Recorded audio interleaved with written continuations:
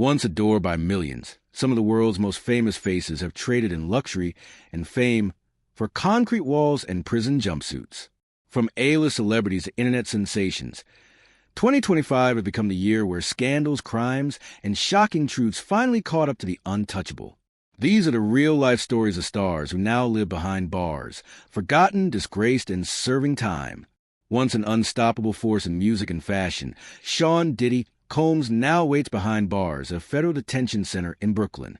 The man who once sold out arenas and redefined hip-hop is now on trial for operating a sprawling criminal enterprise between 2004 and 2024.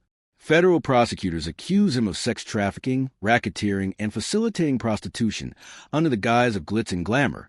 At the core of the allegations are infamous freak-offs, lavish drug-fueled parties allegedly involving coercion, violence, and hidden cameras.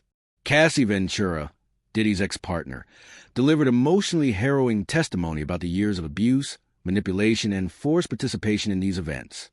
Surveillance footage showing Combs assaulting her in 2016 has further rocked public opinion. The defense claims all interactions were consensual, citing digital communications as proof, but prosecutors maintain that control and fierce silence of victims. More accusers and former staff are set to testify, with the public watching closely. Once seen as royalty in the entertainment world, Diddy now faces a future defined by courtrooms and jail cells. Known to millions as Hyde from that 70s show, Danny Masterson now lives a far grimmer reality, serving a 30-year to life sentence for rape. Convicted in 2023 for raping 2 women in the early 2000s, Masterson's trial revealed chilling details, including stalking and intimidation allegedly facilitated by the Church of Scientology to silence the victims.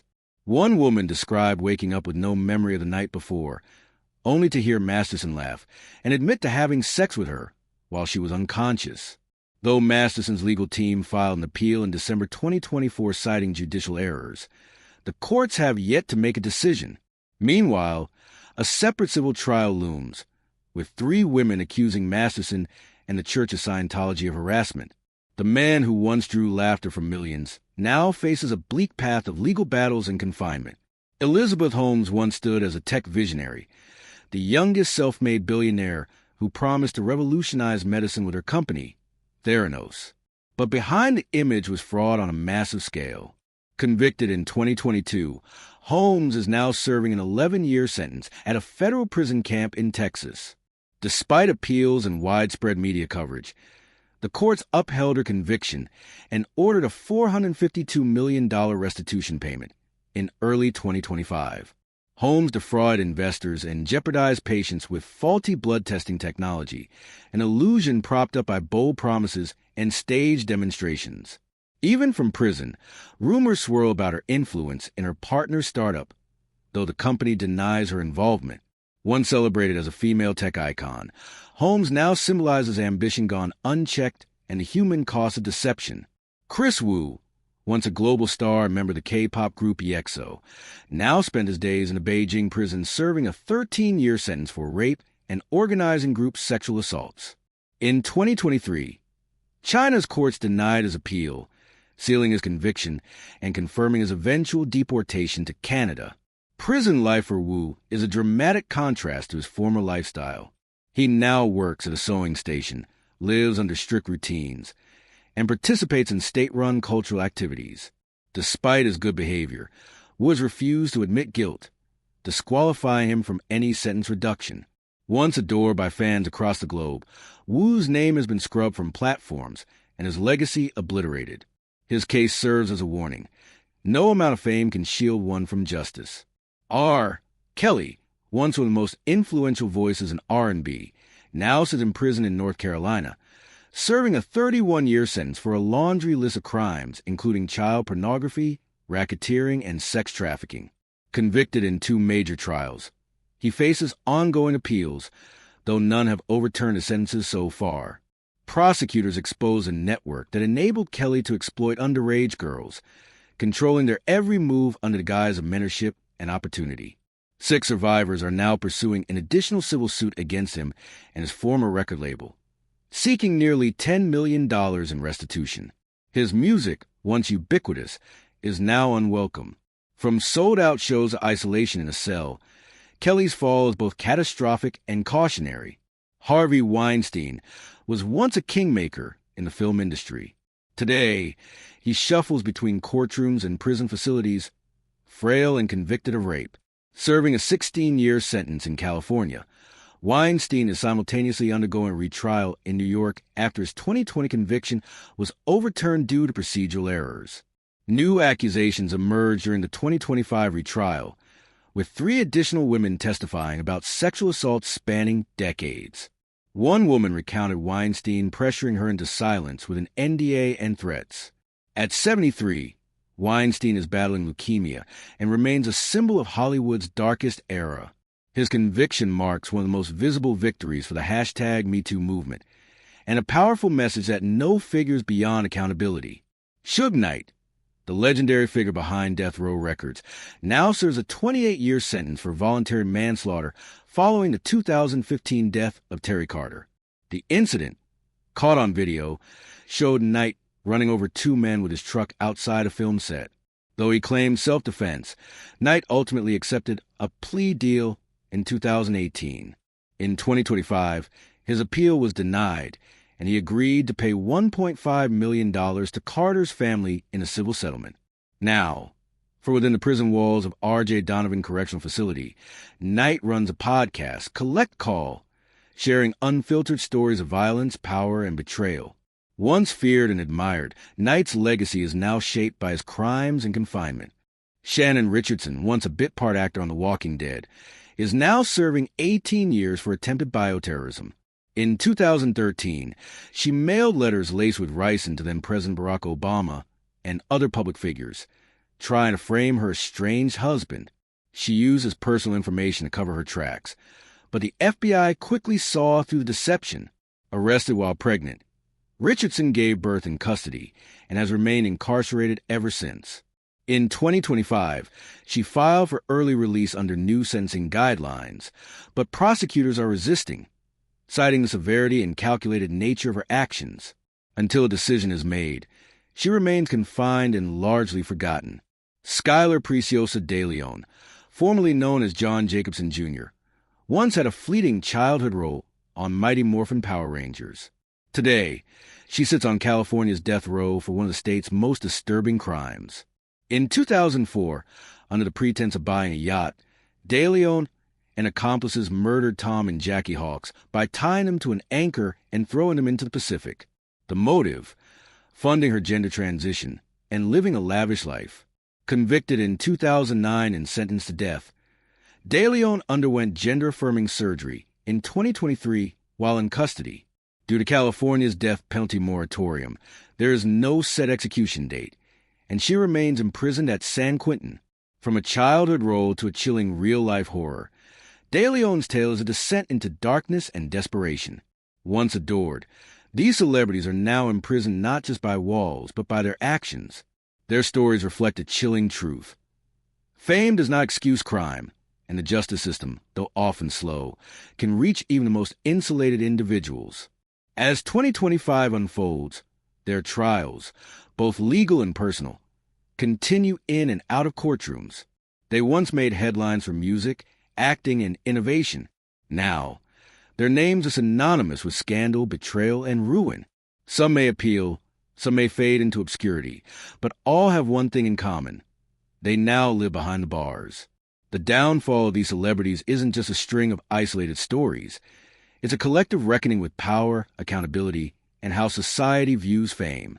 Each case peeled back layers of image, revealing hidden patterns of abuse, arrogance, fraud, or violence. Take Diddy, for example. The disturbing testimonies during his trial reveal a calculated pattern of grooming, coercion, and manipulation masked by luxury and fame. Freak-offs, once whispered about in tabloid corners, are now central to federal charges involving sex trafficking. What seemed like a lavish afterparty was, in some cases, a crime scene. Harvey Weinstein's fall showed how an entire industry can function in silence, enabling abuse through NDAs, fear, and professional threats. The entertainment world knew, but few dared speak up. When the tide finally turned in 2017, dozens of women came forward. Years later, his conviction, and retrials remind us just how entrenched and protected that behavior was. These weren't isolated cases of misconduct. They were systemic abuses disguised as opportunity. The glamour of celebrity, too, often became a smokescreen for predation. Many of these stories involve institutions, labels, studios, churches, and companies that either enabled or failed to stop criminal behavior. In Danny Masterson's case, the Church of Scientology loomed large. Victims say they were stalked, silenced, or dissuaded from going to police by church officials. Civil trials continue to explore how deeply the church may have interfered with justice. Kelly's operations went far beyond personal misconduct. He ran an entire network of handlers and assistants who maintained his access to victims, coordinated travel, and helped isolate the girls from the outside world. His label is now under fire in civil court for allowing the structure to persist for decades. Theranos wasn't just Elizabeth Holmes' dream. It was backed by powerful board members and investors, many of whom ignored warning signs. While Holmes is behind bars, the tech world still wrestles with a fake-it-till-you-make-it culture that let her rise so far, so fast. These institutions, whether religious, corporate, or entertainment-based, didn't just turn a blind eye. In some cases, they built protective walls around abusers until those walls finally crumbled. The legal system is grinding forward, but justice in these high-profile cases is slow, costly, and emotionally grueling for the victims and their families. In earlier decades, a scandal might have meant exile, then quiet redemption, but the social media era changed everything. Once a victim speaks, it spreads instantly, often before a single charge is filed. Fans, brands, and colleagues now move swiftly to disassociate, while survivors find platforms to speak, organize, and demand justice. Public sympathy has shifted from celebrity ruin to victim empowerment. Cassie Ventura's voice during the Diddy trial echoes the strength of those who refuse to stay silent. Kelly's victims were ignored for years until journalists and survivors refused to let the story die. Their persistence helped fuel his eventual conviction. In 2025, their fight continues as they seek financial restitution for what was taken from them. The public has also become more skeptical of celebrity apologies, NDAs, and vague rehabilitation claims. The world is demanding accountability, not PR spin. For these once iconic figures, prison is the ultimate leveler.